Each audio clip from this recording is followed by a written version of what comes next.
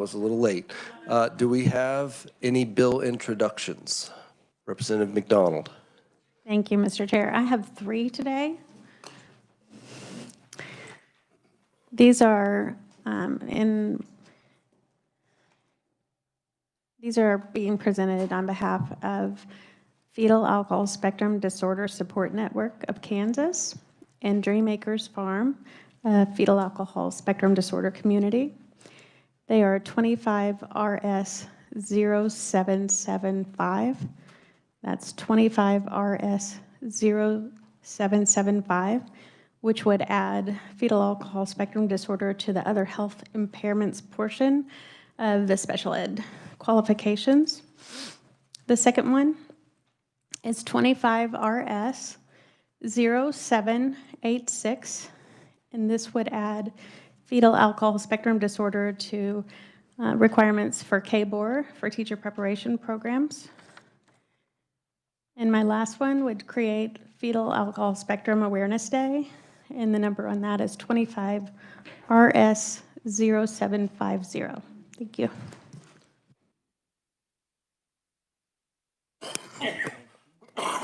Other bill introductions? Seeing none, we have a clarification update from KLRD. I'll turn it over to Jennifer Light. Thank you, Mr. Chair. In the budget summary document, when I was doing the presentation on Monday, we had a lovely discussion about the legislative requests for language only. This is on page 11 of your budget summary. This is in regards to the inter-fund transfers between agencies' SGF accounts, the state safety fund distribution moving whenever they'd be able to distribute it whenever they wanted to instead of having to do it waiting until November 1st, and then not whenever they wanted to, whenever the funds are available. When funds are available, rather than by November 1st, and the income tax refund donations, where if a taxpayer does not designate a specific school district, KSD would be able to use, would be able to have it go out to a school district. The LBC did not recommend this. However, these are currently in House Bill 2007, so they are in the bill currently. They are going on a technicals correction list that will be addressed in House Appropriations and in Senate Ways and Means, but for clarity, I do want to make sure you know that they are currently in the bill. However, they are going on the technicals list to be deleted. So if you do want them to be put in, that would still have to be a discussion that you'd want to make a recommendation on. Any questions on that? Representative McNorton. Can you say that last part again, Jenny? Thank you. Sure. So if you would like those 3, any one of those 3, or all 3, or any combination thereof, to be in the final bill, you would still need to have the motion and it approved by the committee to put it back into the bill. Because right now it's on the technicals, it would be a possibility it could be deleted by House Appropriations. And so if you want it to be in, you would probably like to make a motion to keep it in.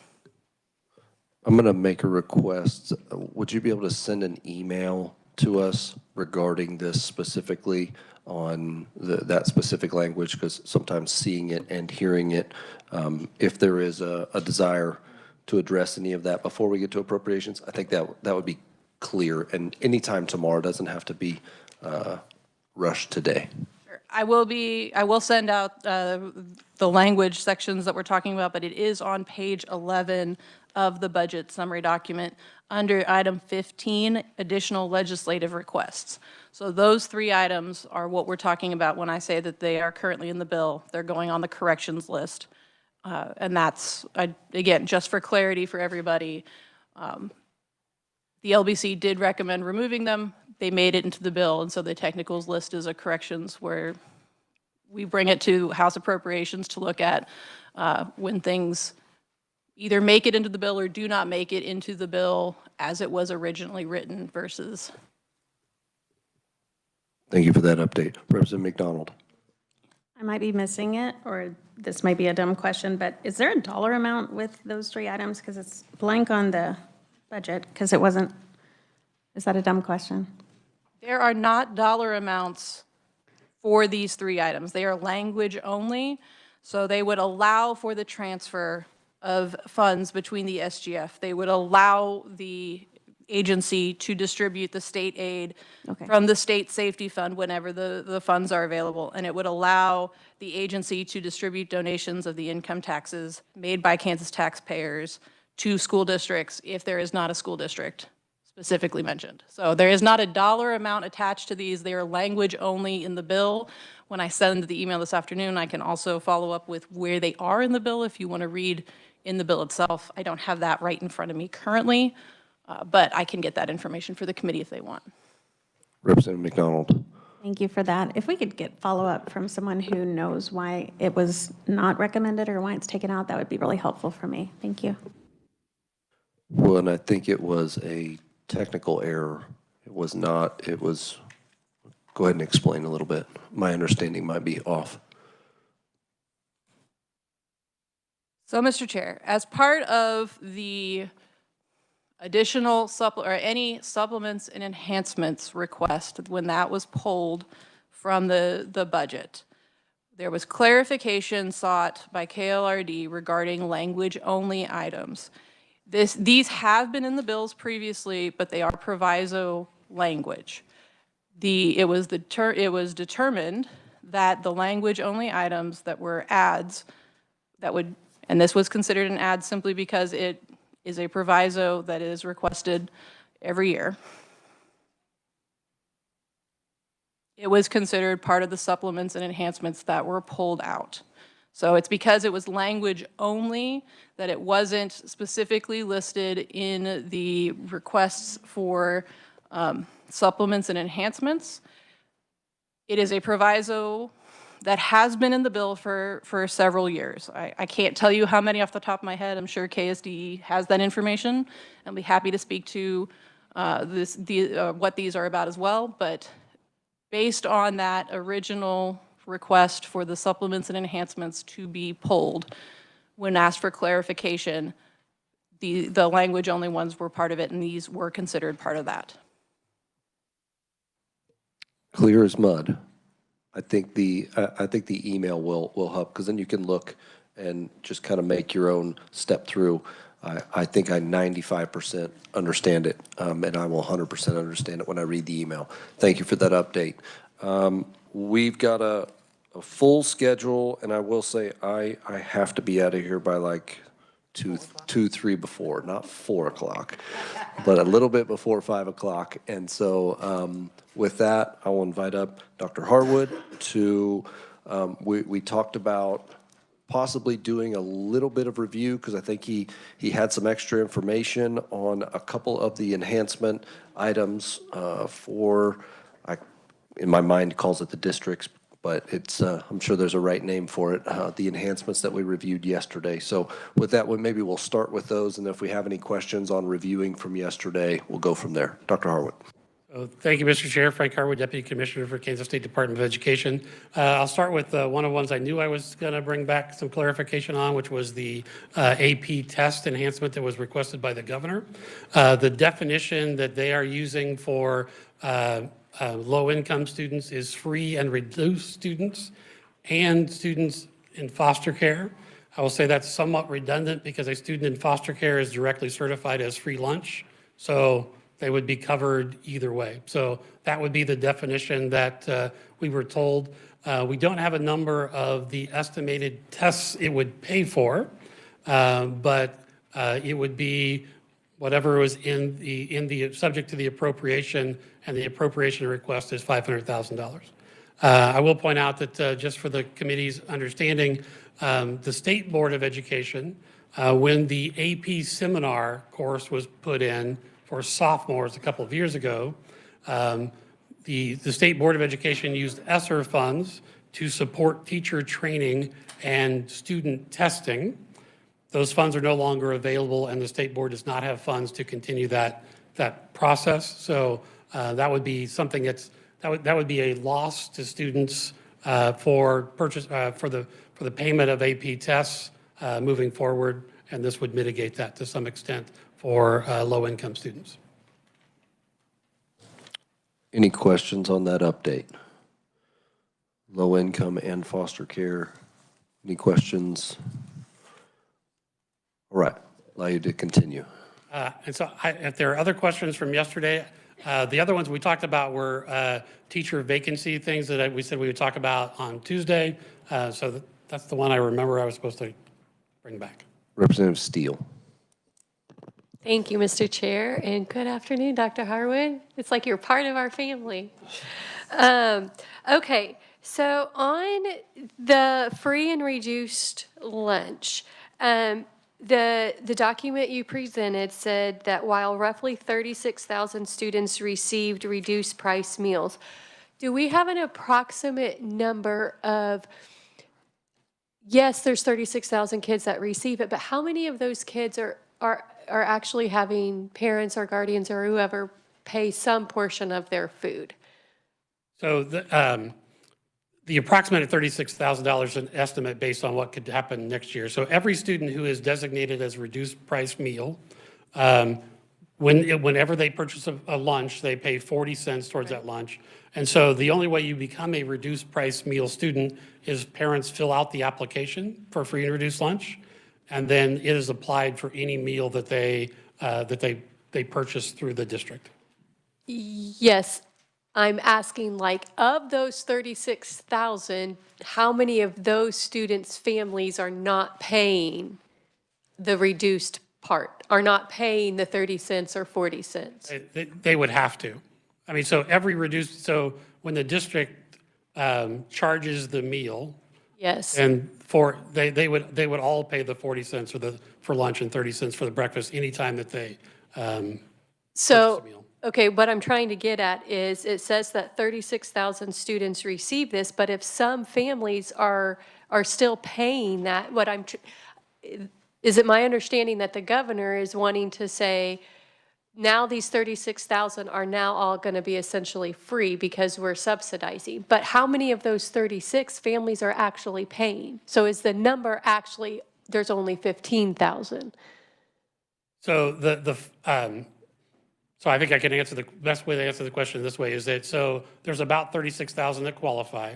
The $5.5 million estimate was based on the number of reduced price meals that were served last year.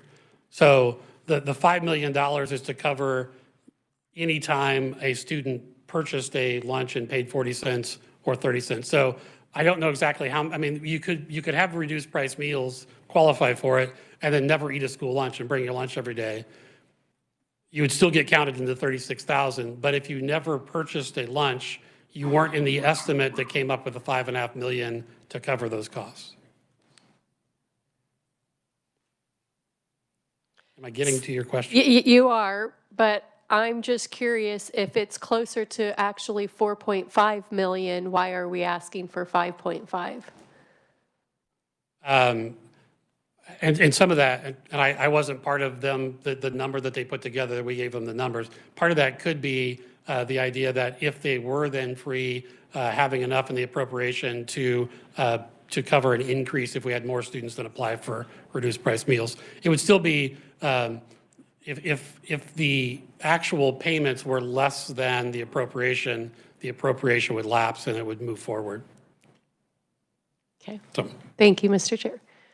Representative Hill.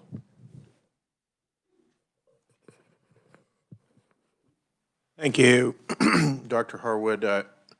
Thank you, Jason, or Mr. Chair. Jason's fine. Slip. My question actually maybe has two parts to it. One is the CTE. I'm not really getting a handle on this CTE transportation, and I'm trying to figure out, now you, as the department or the board actually requested this money, the governor did not approve it. Have you had any communication with the governor why they didn't approve it? Were there any red flags put up, or what's going on there? so we presented our budget to the governor as we are required to do. We had a hearing to explain, similar to this, why we were doing it. We don't get as many questions, but to do that, but we do not get a response back about why some of our things are included in a request and other things are not. Okay, so walk me through just a little bit what goes on with the school district when a group of I guess probably juniors, seniors generally, desire to have technical education. The funding mechanism from that, what happens? So in this case specifically, because this is only for transportation to a community or technical college for the classes. So in the time, Senate Bill 155, which is now called Excel and CTE, there is funding to the colleges, to the community colleges and technical schools for the tuition for those courses. In this case, the districts request reimbursement for the expense of transporting the students from their high school to that location. And the way the transportation request is set up is by what kind of vehicle it is. Doesn't really matter how many students are in the vehicle. It actually is just what vehicle it is and then the miles it travels. And so then we have an appropriation for which to reimburse those expenses, and we prorate it based on the requests that are made. And so what we've requested is an appropriation that we believe would cover all of the expenses. Okay, so the actual cost of the training is covered by a separate, is that a higher ed appropriation? Because we don't see it. Okay, so that's covered by higher ed, but they do not include anything in that for transportation. Transportation is the responsibility of the school district. Okay, but the school district actually is getting a benefit from it too, because they are getting training for young people that they don't have to provide. That. I guess I should step back. It could also be the responsibility of the student or parent. I mean, depending on how the school district sets it up. Okay. This cannot be used to reimburse a student driving themselves. It can only be used to reimburse the school district for school district vehicles transporting students. Okay, and not a parent either. Not a parent, no. Okay, and then I'm going to flip kind of an opposite question, follow up on Representative Steele's question. In that case, you did not request that as a department, is that correct? To provide free lunches for. So the state board did not take a position on the paying the cost of the reduced price meals, nor did they take a position on the AP test. Mostly, I mean, that was not brought up during the state board meeting. Okay, so it was never even brought up as a priority of the board to. The state board did not talk about the AP test. The state board did talk about universal free meals for all students and elected not to adopt that as a policy, but they did not talk about just covering the cost of the reduced price meals. I think we heard some testimony that school districts are getting stiffed for the meals, for lack of a better term. Is that a widespread deal or is that an anecdotal deal? I would say every school district has some level of unpaid lunch debt. It varies widely how large that is, and it varies widely how districts account for that. What I said is that one thing that this could do is could reduce that amount because you have more students that don't have a cost for their lunch, so they would not incur unpaid meals. Okay. Yeah. Well, thank you very much for your answers. All right, thank you for the questions. Thank you for the answers. I'm going to move us on to what you came to talk to us about today. Thank you for those extra details and taking questions on that. We had a few. And I'd be happy to take questions tomorrow while you're working things as well. We'll be here for it. Okay. Okay, appreciate that. All right. So to move on to the enhancement requests that are for the agency, the first one is the 6 FTE to implement what was House Sub for Senate Bill 387. Now it's in several different parts of Chapter 72 now. The majority of that has to do with the at-risk accountability plan that is now required. Currently, and I'll talk about this next week, the department is working with 13 school districts on a pilot program. Starting in 2026, school districts are required to produce an at-risk accountability plan. KSD is required to to collect those and post them. So part of what it is we have to develop a system by which we can collect that information and then report it to the legislature, and then also post it publicly. So that takes staff time to do, to develop that system. It will be electronic. The next part is that one of the parts of this is an expense reporting part. And if the legislature would like that to be audited at all, we would need more auditors to do that because of what we do. So that would be, so this would be. I'll be able to track with you, but yeah, it's the second handout. I know you got a lot that's testimony. You might need to separate your testimony for later, but you've got two handouts that have Kansas State Department of Education at the top, and it's the one he's on right now is the one with the graph. The chart on the front. Chart, yeah. Yep. Do you have that one? Just wanted to make sure everybody on the same page now. It's easier to follow along when Sorry you. about that. So we brought copies this time so that we can. Thank you very much. Appreciate it. And so basically what this is that House up from Senate Bill 387 increased the accountability and reporting that is required of districts and is required of the Kansas State Department of Education in order to do this effectively, including monitoring the at-risk lists, trying to evaluate the accountability plans and provide feedback to districts will take more staff to do, which is why we've requested this. I will point out that these FTE requests were in our fiscal note for whichever bill the at-risk accountability plan came from. However, with the way the K-12 budget has worked in the past, it doesn't get approved until after omnibus is done. And so the omnibus budget never has an opportunity to look at the requests that go along with the bills that are passed and bundled into the entire bill. That has been true for several years.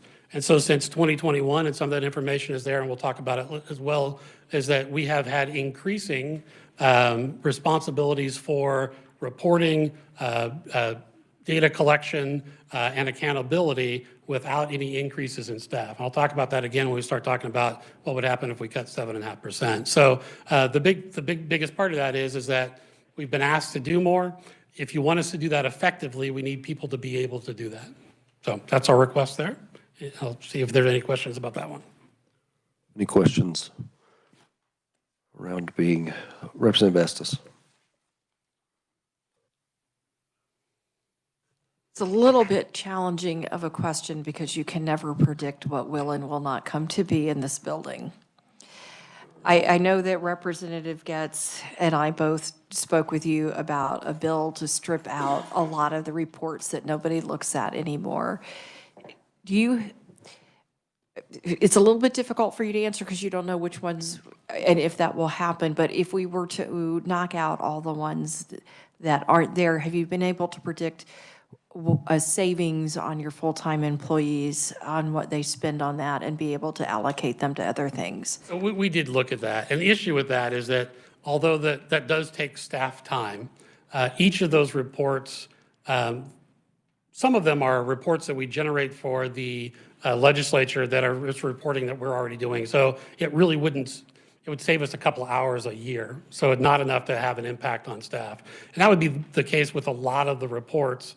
I would say some of the reports, and I think we're going to talk about this later in the session, it's actually the burden on school districts that collect the data and then we put it together and send it on to you, and does anybody look at it. But eliminating all the reports that we do for you would not generate the savings of an FTE for us because each of them are so divided up among employees, and it's really each one of them is a few hours a year. But if you want to eliminate any of them that you're not using, we'd be happy to. Representative Brantley. Thank you, Mr. Chair. Dr. Harwood, thank you for being here. I just have a quick question. If you flip that around and say, looking at the admin at the school district level, the amount of time that they spend on those reports, is there any way to reduce that? Because it seems like they are constantly working on reports, and a lot of it is that duplicated effort. over and over. So is there any way to consolidate some of these and bring them into one? So, I mean, that's actually one of the things that the at-risk pilot group is looking at. So you have the needs assessment, and then there's a federal needs assessment that has to go on. So we are looking at, although those will still all be separate reports, how can you make the work that you do to put them together and the school improvement that you're doing, how can you make those be more coherent? So that even if you have to fill out another report, it doesn't feel like you're doing a whole different thing. And so there are some other reports, an example would be the early retirement report that districts do that we don't have a purpose for. We only do it because it's required by the legislature. We gave it to you, by the way. I don't know if anybody looked at it. So there are some like that. We are trying to streamline it as much as we can, but yes, not doing some of the reports would save them time. This is the conundrum you will be in, is you can't have accountability without reporting, and you can't have reporting without administration. So it is frustrating sometimes to hear that, why do you spend so much money on administrative time when every year you get new things that you have to report on and administer? So I would just say that it's just an understanding of, when you add more things to do, there have to be people there to do it. Thank you. I would just once again reiterate that duplicated effort that is being just repeated over and over out in the districts, that it would. And I will say, we are looking at our own, even the data that we collect, that we have to collect for a variety of reasons. We are actually looking at all of our data collection and which ones are duplicative and which are the ones that it's the same data, we don't need to ask for it twice. So we are looking at our own processes for that as well. Thank you, Mr. Chair.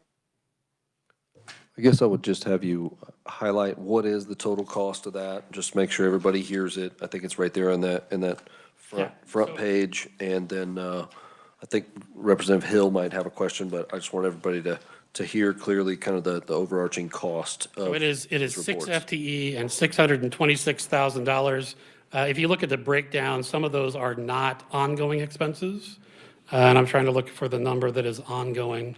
Some of them are setting up, furniture and computers and those kinds of things. So trying to look at the ongoing expenses as well.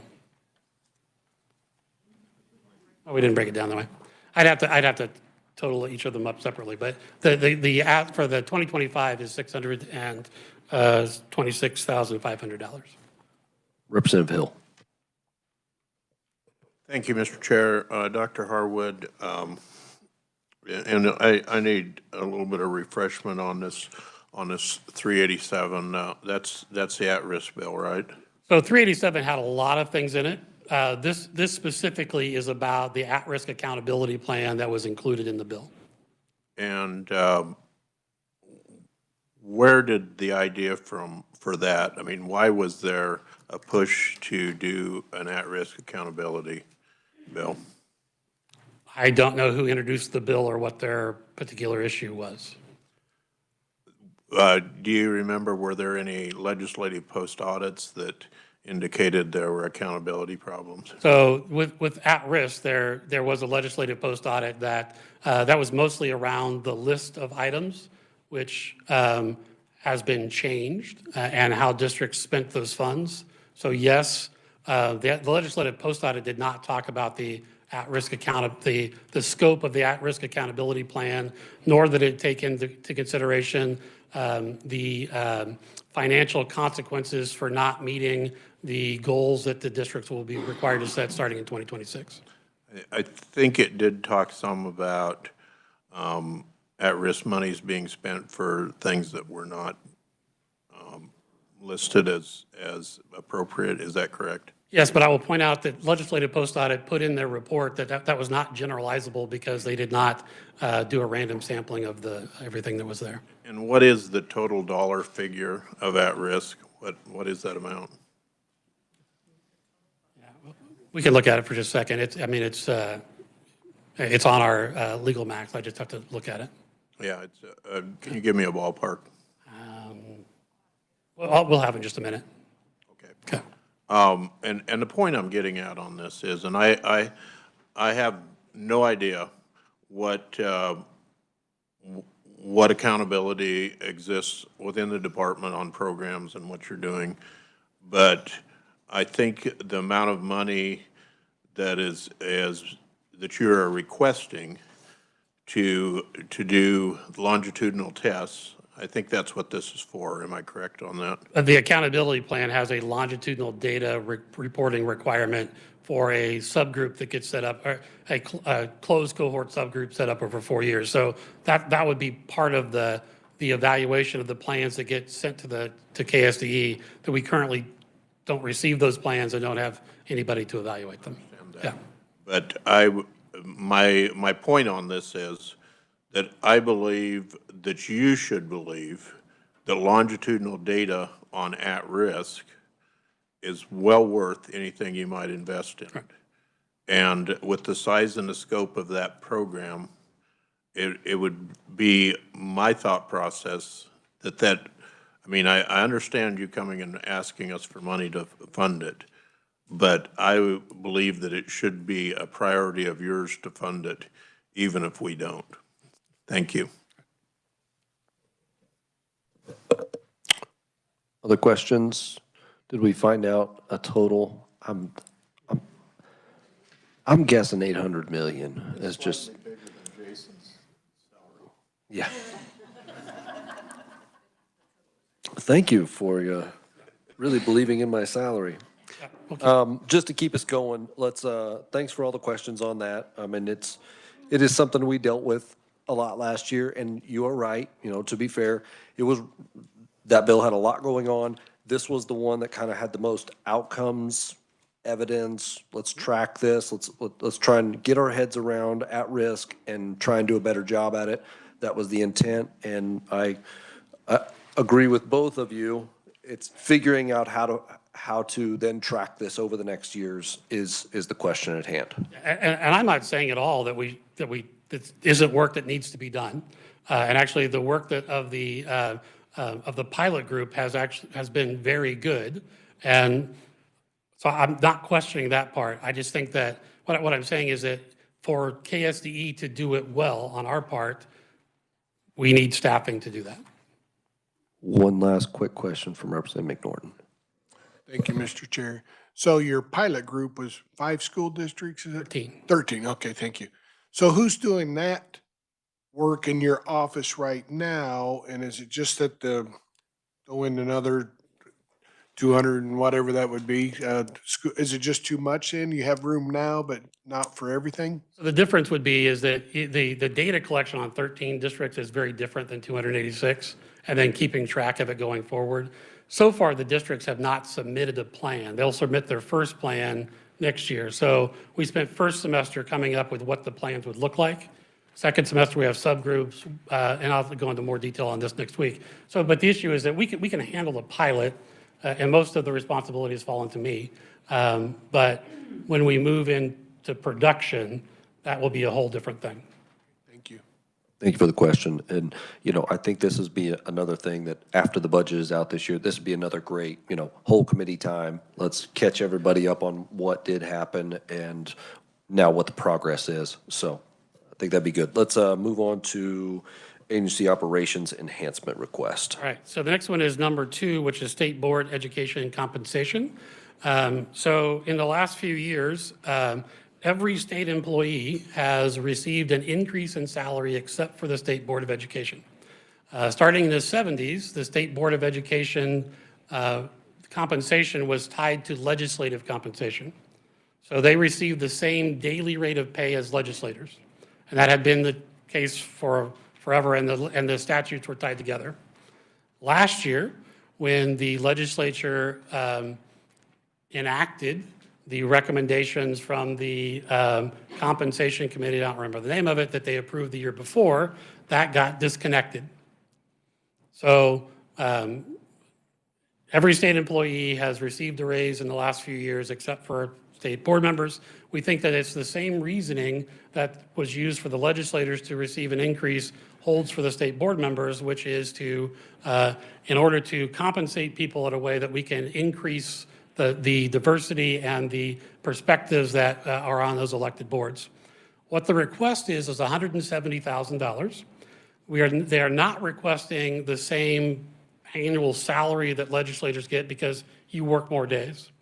So what we looked at was, if you look at the daily rate that legislators receive while you were in session, so I think that your compensation is that you get 60% of your salary during the session, which is 90 days.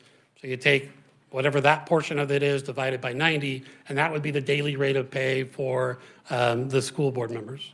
At this point, they're not even looking at changing to a salary. It would still be a daily rate of pay, but it would roughly go from the $82 that had been in place to about $268, which would be what changed for your daily rate of pay during the legislative session. And so that is a request. We've also worked with the revisers to get a bill drafted that would be needed to enact that change. Just so you know, your per diem amounts are still exactly the same as, because that did not change. So those are still tied to the same statute. Thank you, Dr. Harwood. Are there any questions on that? Representative Owsley. Thank you, Mr. Vice Chair. Was that just an oversight? Do we know the reason for that? I mean, we can question intentions, and if that's it, I don't recall. So, I mean, we asked the question, and so the committee that was set up by the legislature was to look at legislative compensation. And so I don't know if it was an oversight that, well, they're not legislators, they're state board members, but when the bill was drafted, it changed, it left all the language in for the way you used to get paid, which is how the state board gets paid, and moved legislatures to a different section.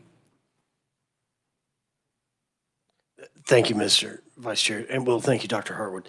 And I just find it interesting because I know the legislature had a salary increase or a per diem increase long since 1972, so it seems this is an appropriate request in my opinion.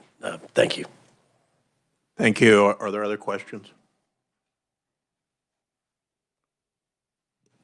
Representative McDonald. Good job. What's the governor's stance on this particular line item?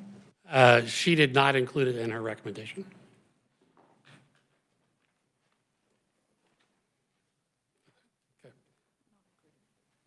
So K-12 at-risk expenditures estimated this year at $563,296,552. That does not include pre-K at-risk, which is about 30 million, which is a separate allocation and doesn't follow the same rules. Okay, thank you for that update. Sorry, I had to use the restroom. I had no time in between committee. That's okay. Didn't need to share? Sorry. Want to know which number it was? No, I'm just kidding. Sorry. Sorry. It was just hanging out there. I had to. Okay, McNorton. Hey, smiling is good for the brain. We got to do a lot of thinking in here. Are we? I will just reiterate the Representative Steele's comment about it is feeling much more like a family. So, Hey, we're all in this together. Did we finish we have, with number 2? all right, so our last enhancement request. Hey, that was a good one back there. Whoever said that was pretty good. My ranking is getting after me, so I better stop. All right, so agency operation enhancement request number 3. Okay. This one actually will, again, probably be the hardest one to explain because, and we go back to E-rate.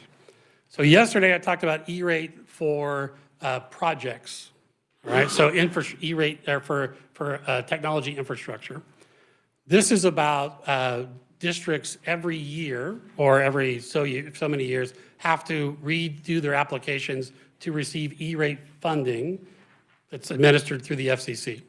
So the State Board of Education has an obligation that there are parts of their applications that we have to help them with. We also maintain a helpline for them so that they can call and ask for questions as they do those things.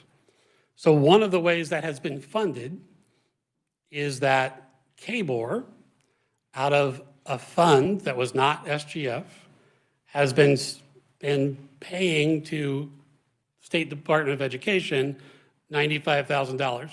Now, the amount has actually changed at different times just based on if the account gets big enough, then they spend less. We were notified that the KBOR, that fund, no longer has funding to send to us. So they asked us to request an SGF to cover that cost. The 2007, so the bill that came from the Special Legislative Budget Committee keeps the transfer from KBOR to KSDE, but ignores the fund that it was coming from before if it doesn't have any money.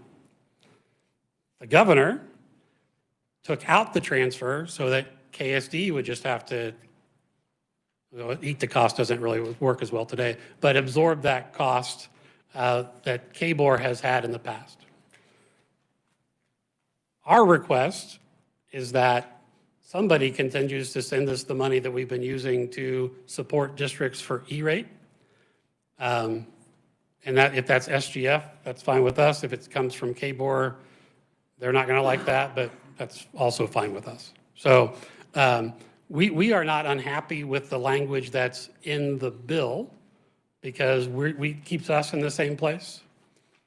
KBOR would not be as happy with that. We don't like the recommendation from the governor as much as we like what's in the bill.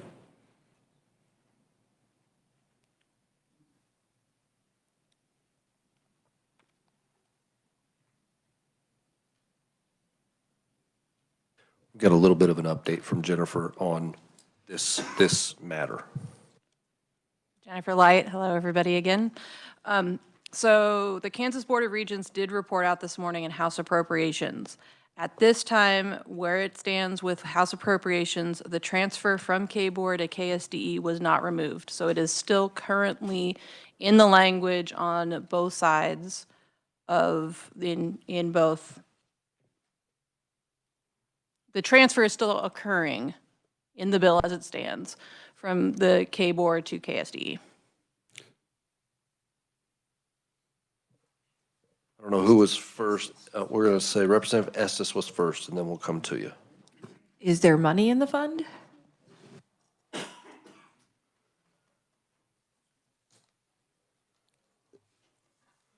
Mr. Chair, I'll phone a friend and get an answer for you. She's going to phone a friend. Representative McDonald was next. That was my question. I thought I heard Dr. Harwood say it's a fund that's no longer accessible. So I don't know if that was because it was empty or they want to use it for something else.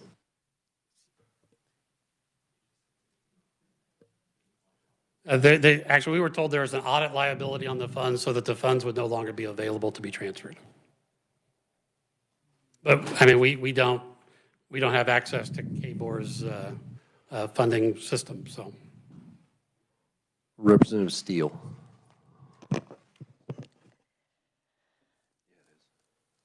Is this something that if the districts are getting the funding for, do you need to continue doing this at your level? I get that you have been, but is it something that we need to continue? Is this where we need to just stop? So without the work that we do to verify the things to the FCC, the school districts would not be eligible for the funding. So it is work that KSD has to do. Or the districts would not be eligible for the funding. A different thing about this is this funding goes directly to the school districts and doesn't come to us. Because in a lot of other federal funding, it comes to us first and we can hold out administrative costs. This is not one of those that we can do that. So you can't put a charge back on the public schools for it? I don't believe that. I don't even know that that would be legal, but that's certainly not something we've considered. And then you said, and then in their document, it says that that you must provide training and technical assistance to school districts participating in the program. So how many districts are participating? I don't know of any districts that don't, but I'm reluctant to say that all of them do. So It rolls through a cycle that I don't remember if it's 3 or 5 years that you apply. And so we have districts applying every year as we move through. Okay, all right. Thank you, Mr. Chair. Thank you, Dr. Harwood. Representative Estes. I heard a new budget phrase today, funding liability. Could we please have Jennifer explain in a technical sense what that means to us, what causes that?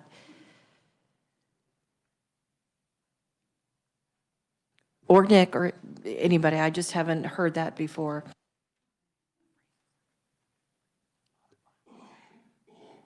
Mr. Chair, I'm not going to lie, that is not something that is the top of my brain for a definition.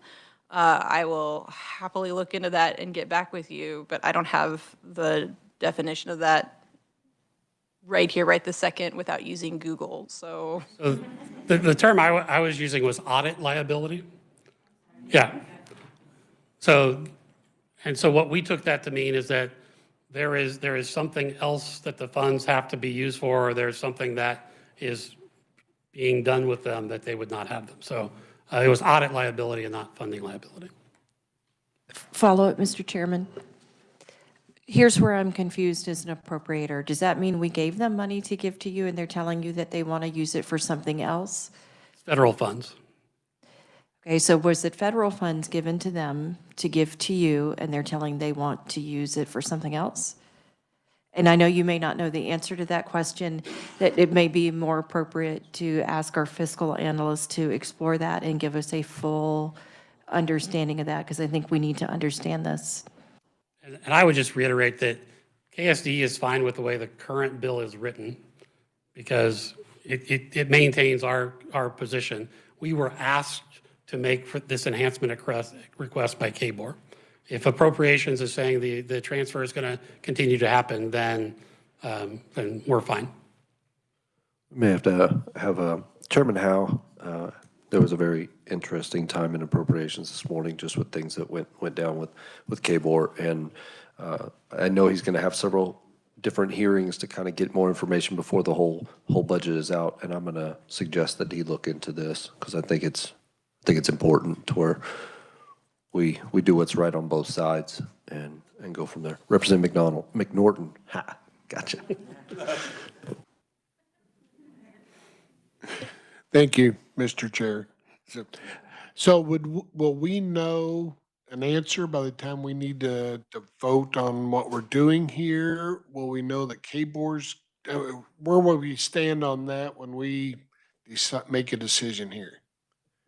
My initial thought is we would just leave it alone if we don't know, and that we would do when the budget is being all the way put together, sounds like the dates are February 10th through the 13th, then there would be proviso language or something done around this budget at that time once we know a little bit more. So I don't want to make a unknowledgeable decision. So we'll kind of hang that one out there and go from there. So unless there are other questions, my last parts are about the language that Ms. Light talked about earlier. So there are 4 pieces of language that she mentioned. Hold on one second. Just while we're on this, she's got an update of the amount in that fund.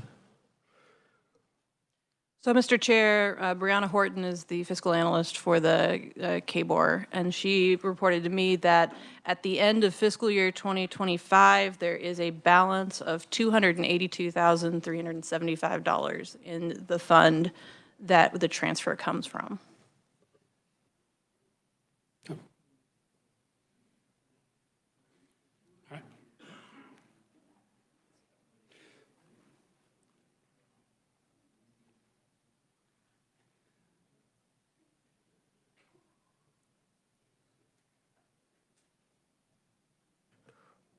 All right, let's proceed with your final thoughts.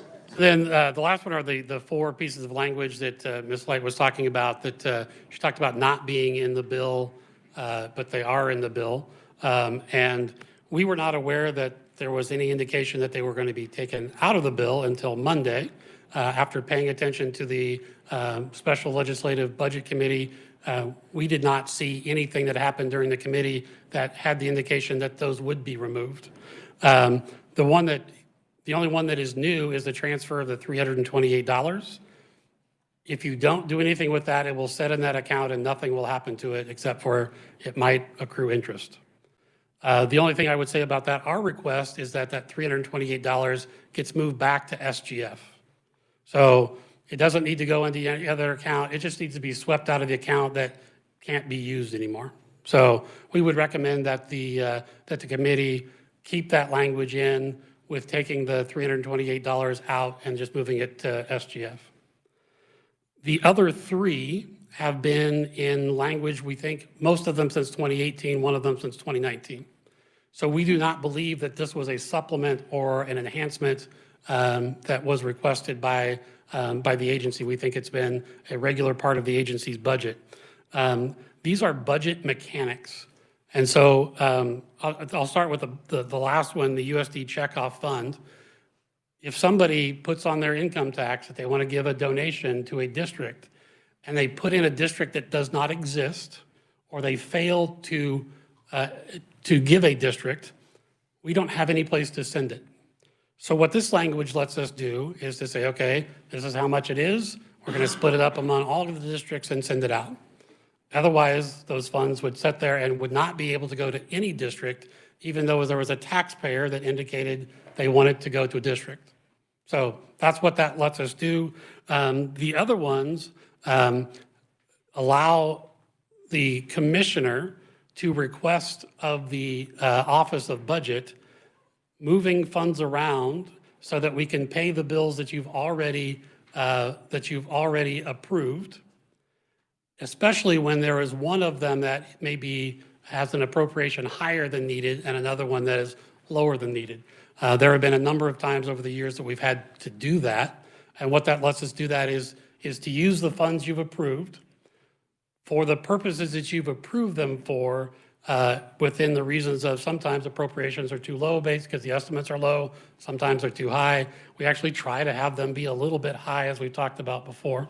So that would be the why we think that we'd like you to be there. So our request is that you would leave this language in the bill, and we will talk to the Appropriations Committee again about why we think they need to stay in the bill. Though if you wanted to make an amendment to the $328 that it just goes to SGF, I think that would clean it up. And then if there aren't questions in the 4 minutes I have left, we'll talk about the 7.5% cut that it was recommended that we talk about. Well, and I may pause you because I don't necessarily, we're not going for that. But I appreciate the report and most of the spirit of it, you know, and that was, it had been a gubernatorial practice to send out to agencies 10% and what would you cut? And in this year, it was the Senate has an efficiency committee, and so the mindset on the House side was, let's try and encourage efficiency mindset. What we really got back, and if those in charge of me are listening, it's not how it was rolled out made it to where the reports that we're getting. And efficiency mindset, and kind of like Representative Brantley said, where are we doubling up effort that we could make it singular? And that was really the heart of it, but that is not necessarily what got out to everyone. Now, our appropriations chairman breaking his ankle in several places right during that time, and him being able to communicate that of what he was really looking for, I think was part of the mix-up. So I appreciate it. We'll look at it. I think it can be something that we do after budget time. And like I said, I appreciate it. And we may think around it, not asking you to redo it this year, but thinking around efficiencies for all of our government agencies was really the heart of it. So if I could just make one point that I was going to make. So just so everybody is aware, so the payments that we make to school districts were exempt. So what that means is the budget for our agency is just under $21 million. So that's $21 million to administer $6 billion worth of funding. So the administration costs for the Department of Education are 0.35% of our budget, which goes back to my point before about we are fairly lean already, and so when we get more things, it's hard to just keep adding more on there. So, and that would fit under this as well. So I appreciate that. I appreciate it as well. Thank you for being with us this week, and welcome you tomorrow and possibly Friday, seeing where we get, but hoping to finish tomorrow. And question? Yes, Representative Mr. Steele. Chair. Are we going to get to go over pages 14 and 15? I thought he was doing that today. Or is that tomorrow? If you have a question on it, let's take a little bit of time here, maybe 5-6 minutes, and then we'll get to open comment time. Okay. So on page, thank you, Mr. Chair. Just where everybody's tracking with you, you're going to the budget summary. Yes. If anybody wants to get that back out, this is looking at the It's the budget special summary. topics, it's the state operations by program, and you have programs broken out. Back of your packet. COVID-19 has ended. Can we walk through that entire thing?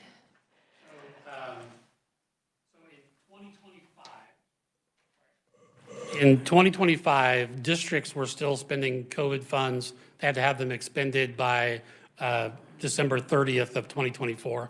So those still show up in 2025, the 2025 fiscal year. The State Board of Education has funding that has been extended through 2026. And so in House Ed, we've talked about the letters training.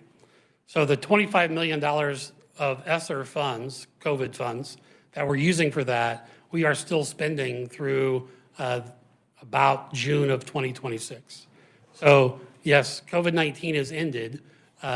We were able to get an extension on spending the COVID relief funds. So these are ESSER funds? Yes. And ESSER funds are not taxpayer dollars? They are federal funds. So yes, they are federal funds. So when you have it on here that your request for salaries and wages is $360K and your contractual services is $14 million, and that's your agency ask, I interpret that as $14.3 million of Kansas taxpayer dollars. But you're saying that that's actually federal? Yes. So are all of these programs broken down with federal dollars that the state receives, and these aren't actual Kansas taxpayer dollars? So, for instance, child nutrition and wellness, there is about $2.5 million of state funds. The rest are all federal funds. Do we have a breakdown of Fed and state? Because when I look at this, this is very difficult to see as a taxpayer. It looks like. And this is all funds, federal and, so this report is state and federal funds, all funds. I'm going to let Jennifer give a little bit of clarity. She's nudging me over here. Okay, thank you, Mr. Chair. Thank you, Mr. Chair. That is a KLRD document, not a State Board of Education document, so I just wanted to make sure that that is all funds. That's how we broke it out in this specific type. I'm happy to go ahead and do work to figure out SGF versus federal, but I know that this committee specifically in previous years has wanted to see it broken out by program, and so in an attempt to try to help that process along, I produced those 2 pages. That is all funds, federal, state, SGF, non-SGF. So each of those programs is the entire spend in the budget. So again, happy to go ahead and work on something for SGF only, if that is the request of the committee or a specific person. But that was the intent of that document, was to give you an overview of how much of the full amount of money we were spending, just across the board. And I would point out, in our budget narrative, they are broken out between federal and state sources, but our budget is 526 pages long. But so, we can work with Ms. Light to help put that together for you. May I comment, questions? Oh, I thought, sorry, I thought you were like putting me on the wait. Okay, well, that, I love this chart. I love it broken down, but like, I just don't understand contractual services. You have employees, schools have employees. What are all of these services? So an example of a contractual service, we have a contract with Pittsburgh State University, and they administer the letters training. So when a teacher signs up for letters training, they go through Pittsburgh State that we send federal funds to pay for that. So that's one of the contracts. We have contracts with service centers across the state to do other work with teachers that are out there. Another thing that could be SGF contractual services. When we hire teachers to help us do curriculum review or standards review, that is a contractual service. So there are a lot of things that we do that would be in contractual services. We can try to get you more information about that. Thank you, Mr. Chair. Thank you for the questions. My only comment on that was, it's just been a while since we've kind of taken this much time to really delve into the budget. I think we're going to learn things like that. And so I appreciate the fines, and, we'll just keep getting better at what's federal, what's our state dollars, what do we have authority over, and what do we not. So thank you for that again. We are going to go, and this was kind of suggested to me, and it always just feels like the right thing to do. There's a lot of, public interest around education. And sometimes the only time we hear that is when there's a specific bill, people wanting to be a proponent or an opponent of a specific idea. But kind of the heart of this next 30 minutes or so is to just let people say, hey, as you're looking at the budget, and this is a budget committee, as you're looking at the budget from KNEA, this is a target thing that we really like that it's in the budget. We would like to see it funded. And it just gives those that we're really trying to serve in the public, students, teachers, all the stakeholders, at least a little bit of space. And I'm sorry we didn't have a whole committee, but the time frame that we're on, I wanted to do something. So I hope this will be received as the something that we could do this year, and ongoing. We could do a whole nother time where we get to do something like this, and we may find some topics that could be whole committee hearings by things like this. And so we appreciate it. I really think we have about 11 that are going to try and go in 30 minutes. So we're going to probably just say 2 to 3 minutes. If you just want to come say hi and say your little piece, great. If you've got a little bit more meat that you want to try and communicate, I would just say, try and do it quickly for your fellow neighbor that's wanting to share something as well. And with that, Logan Stensing from Catalyst. Did I get it right? Yeah. Not too bad? No, that was accurate. Awesome. State your name and let us have it. Also, hold on.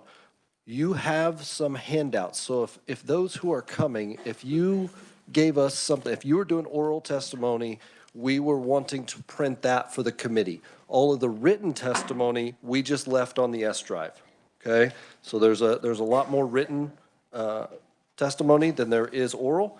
And those that sent in for their oral, if you would hold the one up that you're working off of, so the committee, and if you don't have I actually one, I wasn't going to because you told me to be quick. So Okay. I was like, hey, I'll summarize. Do your thing. Yeah, Thank you. awesome. So I'm with Thrive Allen County and Thrive Kansas. We're a nonprofit that's really focused on the heart of the future of rural Kansas. We care a lot about making sure our communities are healthy and happy.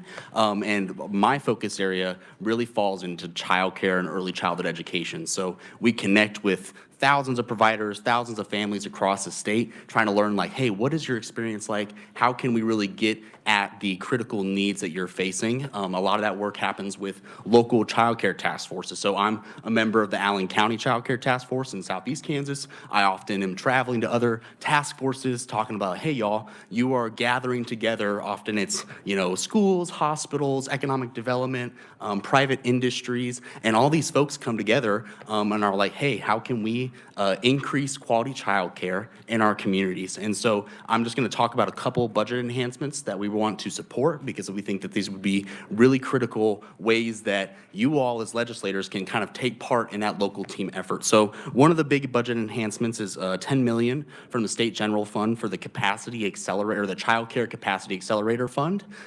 Actually, the written only testimony that was mentioned, there are testimony from actual applicants that have received child care capacity funding when that was being funded, as well as unfunded projects. And we know across the state, there's about $60 million worth of unfunded child care slot capacity projects. And those aren't just centers, you know, some of the rural areas, there were really innovative projects, especially like Kingman County is a great example where they received child care capacity dollars and they were able to fund the creation of new home programs across like a 3-county area. So we really appreciate the flexibility of those dollars and their impact because often these leaders have done all of the work. They've, you know, set up the MOUs between different entities in their community. They've built the building plans. They've, you know, talked to fire marshals, but now the one thing stopping them is that lack of funding. So again, $10 million for state general fund for the Child Care Capacity Accelerator grant. We also support $2.9 million from the state general fund to the Child and Adult Care Food Program for main 2 reasons. Healthy food costs more, so the more we can reimburse child care programs to pay for that food, incentivizes them to get healthier food for their kiddos.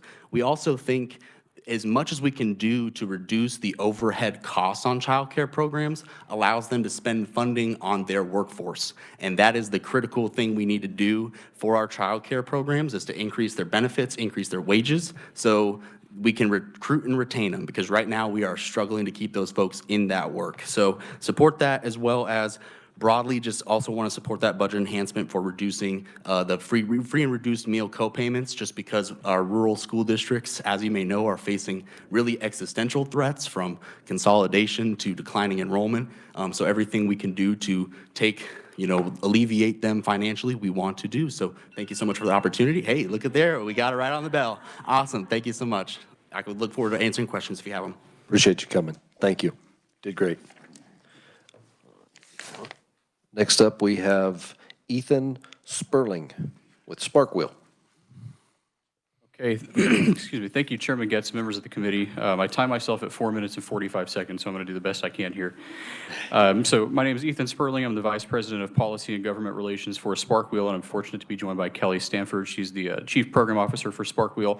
And Sparkwheel is proud to be the largest provider of integrated student support services in Kansas, serving in 40 Kansas schools, all the way from early childhood centers to elementary, middle, high schools, and now on the campus of Pittsburgh State University.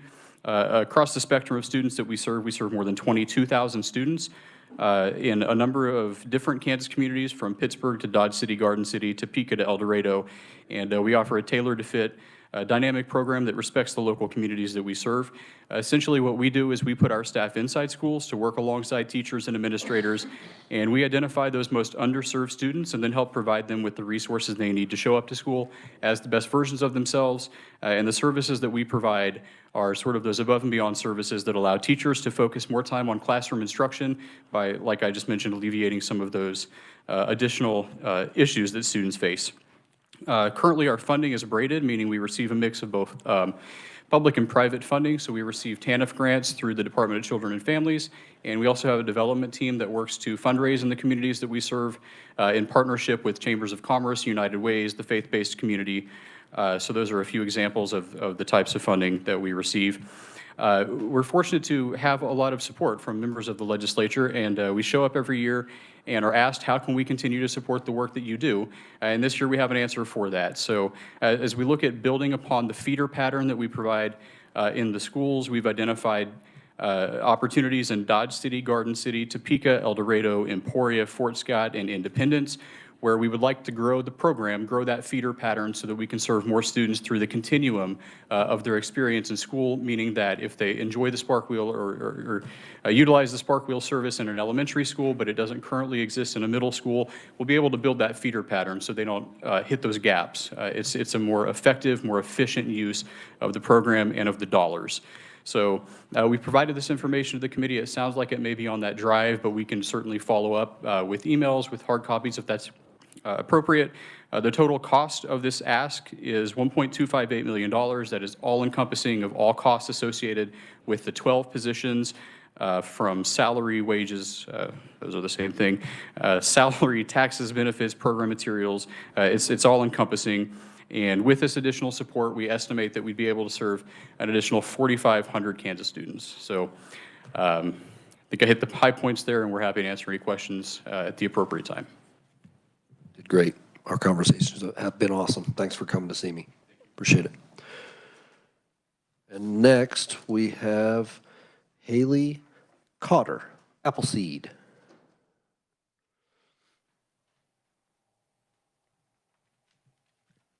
Chairman Getz and members of the committee, thank you so much for allowing me to be here today.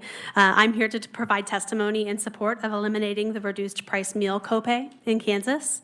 We believe this is a critical step to ensure that every Kansas child has access to nutritious meals during the school day, setting them up for success both in the classroom and beyond.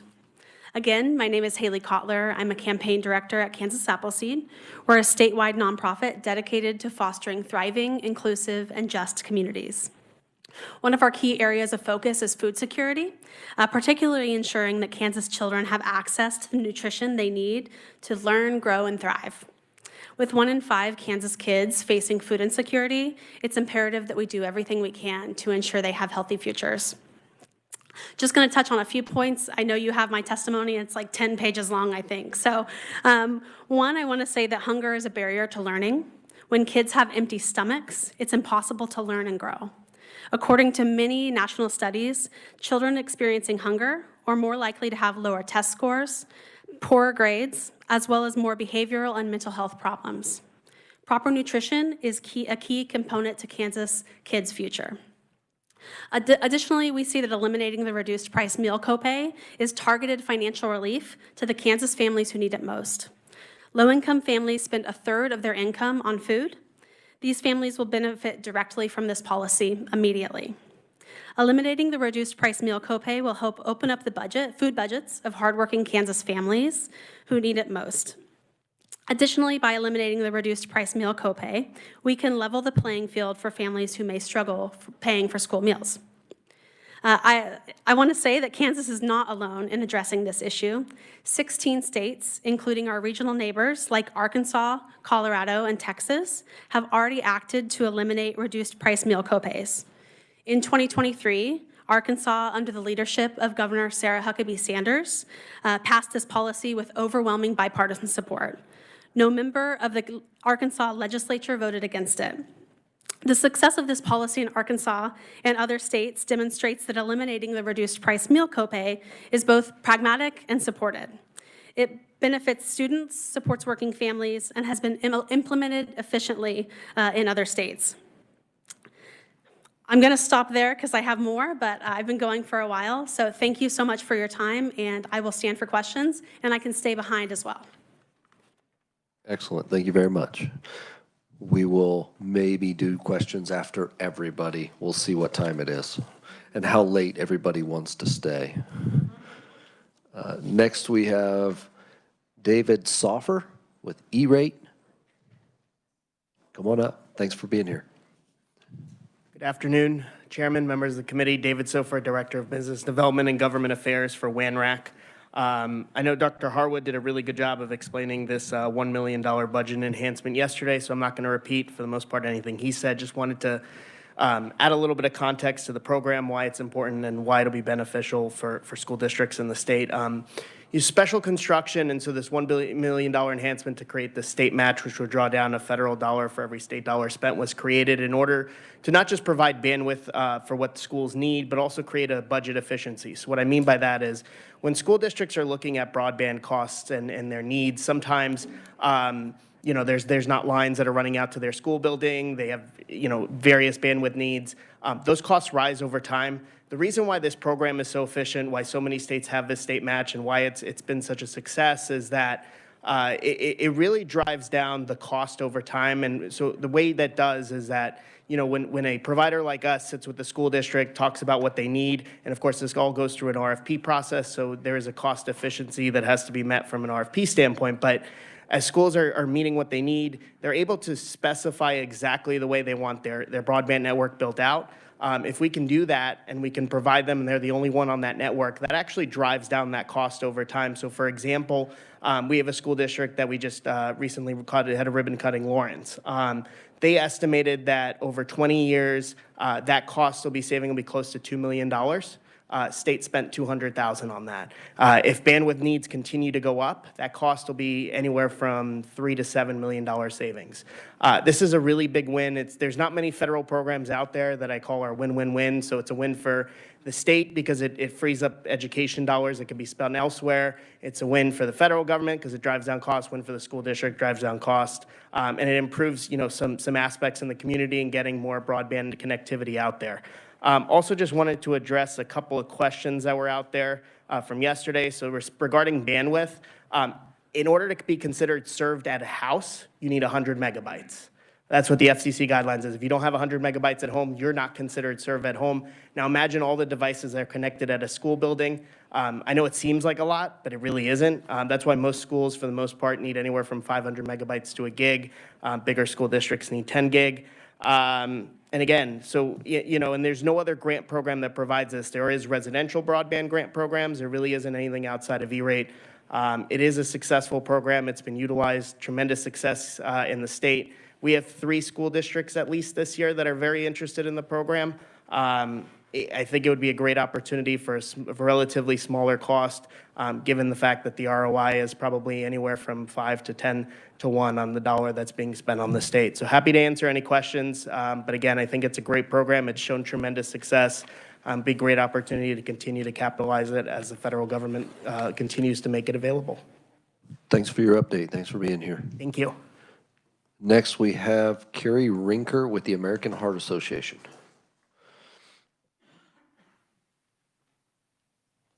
Welcome.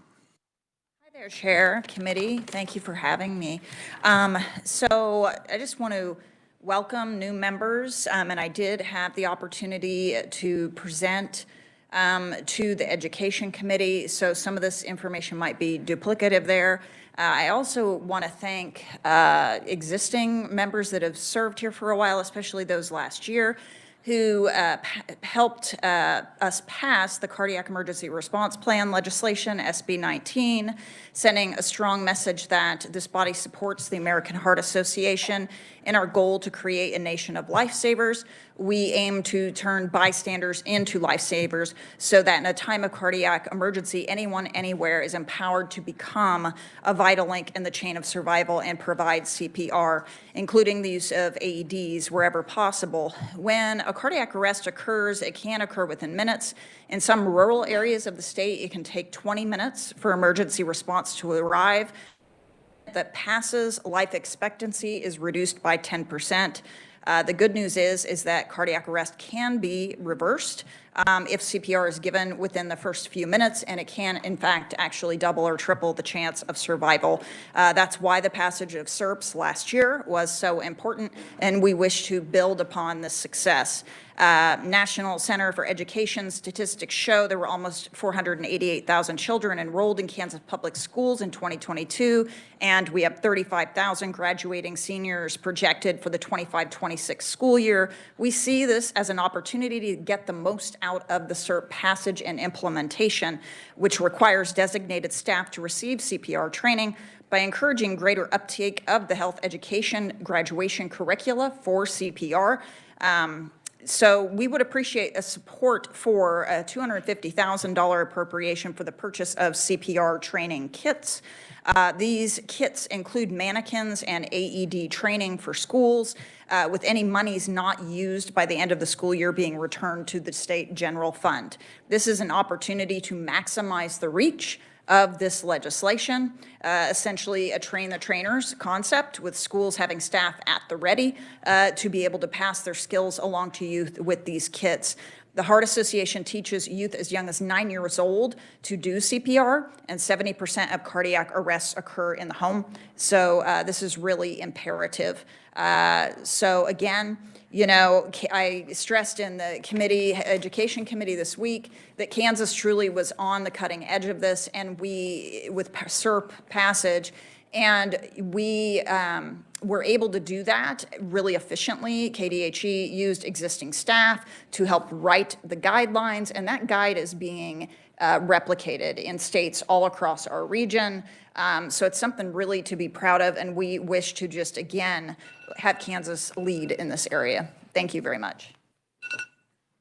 Thank you. Next, we have Karen Siebert with Harvesters. Maybe not? Written only? Okay. Give somebody else a little bit more time. Timothy Graham, KNEA. Good afternoon. I'll be very quick. Thank you for having me, and thank you for the opportunity to testify on the budget. We want to just talk about some high-level issues, and basically we want to ask for current levels of funding, constitutional levels of funding as stipulated in the Gannon case. We want to ask for the CPI that was also the Consumer Price Index raise, if you will, that is stipulated in the Gannon case. We're very, very, very strongly supportive of continuing to fund special education and getting to that 92%. Last year, when 387 passed, we were very, very encouraged that you guys put an extra, I think it was $77 million in the budget last year. Very encouraged by that. Several legislators were reelected on the message that they were fully funding special education, and that was the first year of getting there. We would like to see the legislature continue on that path and bring us up to that 92%. And it'll probably take, what, 4 more years, I think, depending on who you talk to, right? The last thing we would like to advocate for is the enhancement that Governor Kelly recommended, and I believe it may be getting some bipartisan traction on the $5.5 million to reduce those co-payments on the student lunches. And as you've already heard, and I won't repeat it. Well, I will repeat it, but I won't do it for very long. Hungry stomachs are not conducive to learning, so we really appreciate you guys looking at that. Thank you so much. Thank you. Then I think we're going to go on to WebEx with Erica Sheets, if she is there, and we can pull her up. Erica, you'll have about 2-3 minutes. Appreciate you being with us.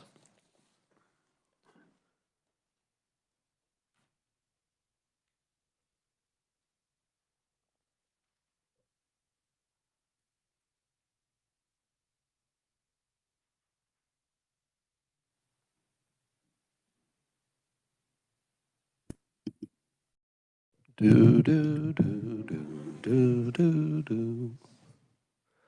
You're doing great. Sometimes technology is not fun. She's there. Are you talking to me? There you go. Now we got you. All right, you got your 2 or 3 minutes here. Thank you for joining us, Okay. Erica. Absolutely. Of course, my WebEx started to act a little funky. So right at that moment, that's how it works, right? Thank you, Mr. Chairman and members, for having me. My name is Erica Sheets. I am a Blue Valley parent of 2 special education children, one of which has graduated and one of which is currently in the 18 to 21 program. If for those of you who aren't familiar with Moms for Liberty, our chapter in Johnson County is about 3.5 years old. It's an all volunteer, nonpartisan 501c4. And we defend parent rights at every level of government and focus heavily on schools. I'm here to share some testimony. There's more written testimony, and you can certainly ask me questions now or later. In 2014, some activist parents formed a diversity and inclusion group to pressure the Shawnee Mission School District to hire more African American faculty and employees to address what they viewed as racism in the district. They recommended the Deep Equity Professional Development Program, and Shawnee Mission made that purchase in 2018. Deep Equity was presented to its Board of Education in Shawnee Mission as, quote, not a fix for any kind of problem in the district, but as something in keeping with Shawnee Mission's values and strategic plan. Then, amazingly, in 2019 and 2020, Shawnee Mission was found to have, quote, significant disproportionality in the, quote, disciplinary removals of African American special education students, which was within the meaning of the Obama-era equity and IDEA regulations. The district was required by federal law to perform a root cause analysis in order to access IDEA dollars to address this disproportionality.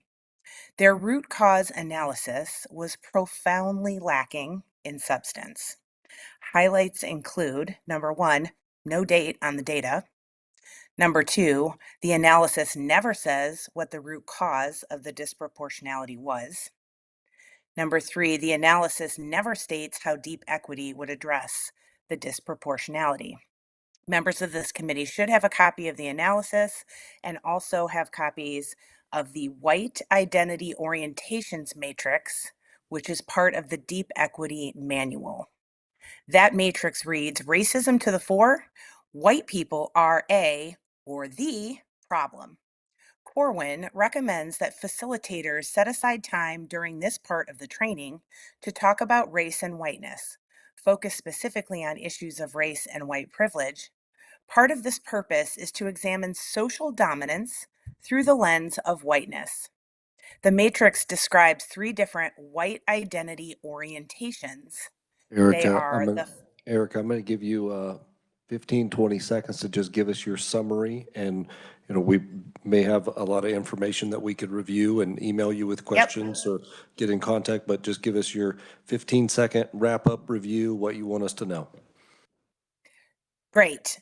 Shawnee Mission had paid a deposit on Deep Equity 2 years before identifying any significant disproportionality, and they have used $148,000 in 2020 and $129,000 plus in 2021 to pay 70% of their total program costs for the Deep Equity DEI training.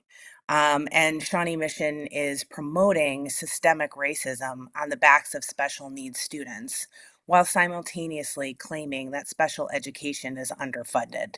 So we recommend strongly to have crystal clear tracking and transparency for the actual uses of funds that school districts receive, whether they're from the state or the federal. Responsible stewardship of the people's money is fundamental to public officials of any kind.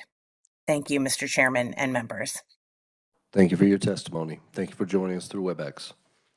I think we just have one more, unless I missed somebody. We have Betty Davis with McPherson Community Services.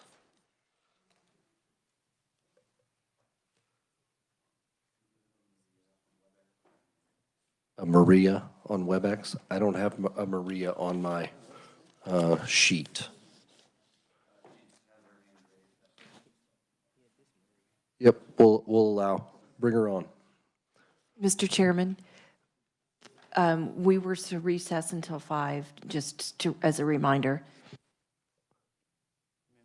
Is it pro forma, or do we have to be there? They're just reading stuff in, right? It was just kind of formalities, but we'll allow one more and we'll head down there. If we can bring her up. Just don't want to leave anybody out. Thank you, everybody, for participating in this. And then just as we're bringing her up, you have a lot of written only, and I would love for us to give Rose a huge round of applause. You know how much this paperwork and stuff and emails, she did awesome. She's shaking her head at me. You did great. Do we have her up? Okay. I'm ready when you are. Thank you so much. For it. Some time for myself. Thank you, Chairman Getz, Vice Chair Hill, Ranking Member Wynn, members of the K-12 Education Budget Committee. My name is Maria Jose Norrero. I represent Hazel Health. I'm here to advocate for the critical need to expand access to mental health services for Kansas students. As you're aware, the youth mental health crisis is a very serious concern, and we know that Kansas has taken many steps to address the crisis, but we also strongly believe that integrating Hazel Health into Kansas ecosystem would greatly benefit children. A little bit about us. We are Hazel Health is the nation's largest and most trusted provider of telehealth to the K-12 population.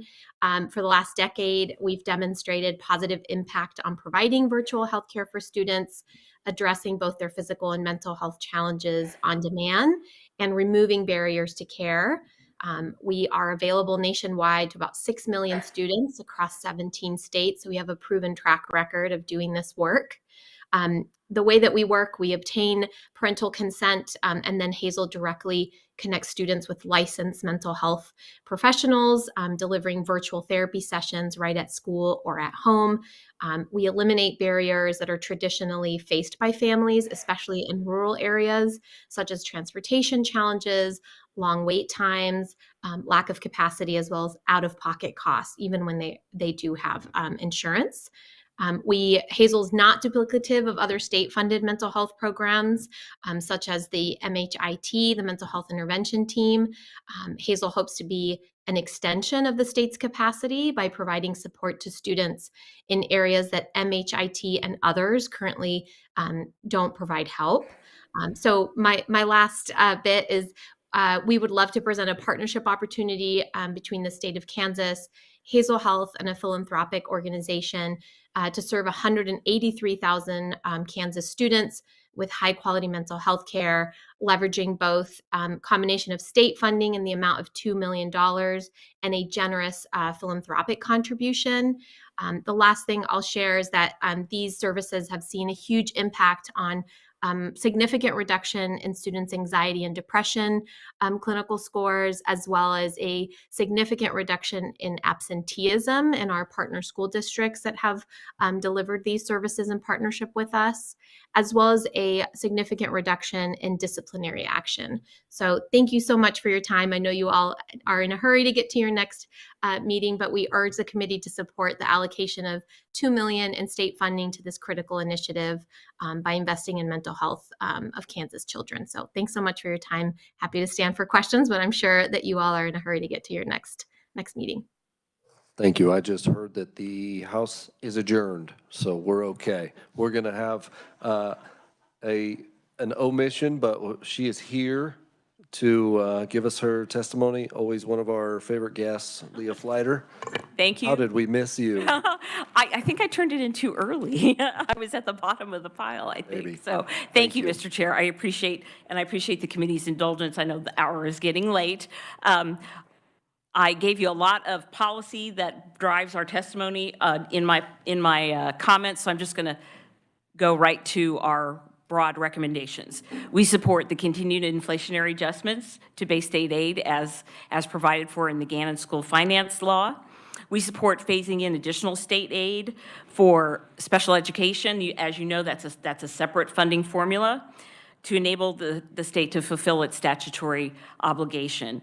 If our members tell us every time we see them, thank the legislature for the additional money in 2024 for SPED, but it is a one-year down payment, as Mr. Graham noted. And so we urge you to keep up the good work and make sure that we add additional funding this year, because if we don't have new funding in 2025, that underfunding gap that we addressed will be larger. I think you've already heard budget presentations on that. We're going to slide back to the 60% range instead of 75, which is where we are now on our way to 92. So thank you all for your work on that. And I would like to, if I could add a couple of items of context of what I've heard today. My colleague Shannon, who many of you know, she told me that she recently asked her administrative folks at the USD 497 Lawrence School District about the number of reports. They estimate they prepare 200 reports every year that they have to then forward to KSDE. So she had to leave for another meeting, so I wanted to make sure and share that with you. So a good piece of context. Representative Steele was like, wow, that's a lot, far too many. And so I also wanted to quickly provide some context on the at-risk accountability issue that we had the question about earlier, because I think it will be helpful for the new members of the committee. That at-risk accountability piece was introduced as a standalone bill last year in this committee by the Kansas Policy Institute, and it was written in such a way that if school districts could not comply with some almost unattainable goals, they would lose their at-risk funding. So it was designed to make sure that districts could fail so that they would then lose their at-risk funding. Through the work of the Education Conference Committee at the end of last session, and I think it was one of those middle of the night things, that bundled piece was, thank goodness for compromise, right? It was turned into the pilot program that we now see. So the outcome was positive. I think probably maybe the initial bill could have said, hey, let's do a pilot and let's see what happens, rather than try to put districts up for failure and cut off their at-risk funding. So thank you very much. Thank you, Leah. Thank you, everyone. Look forward to tomorrow. Invite everyone to come participate. We may have questions in appropriations. You don't get to kind of come up and testify. So this is the spot while we're working this, we would allow for that in here. And so anticipate that tomorrow. If we get done tomorrow, great. If not, we're going to be in here Friday. So come with your orderly motions and amendments, and we will march through this together. Thank you. We are adjourned.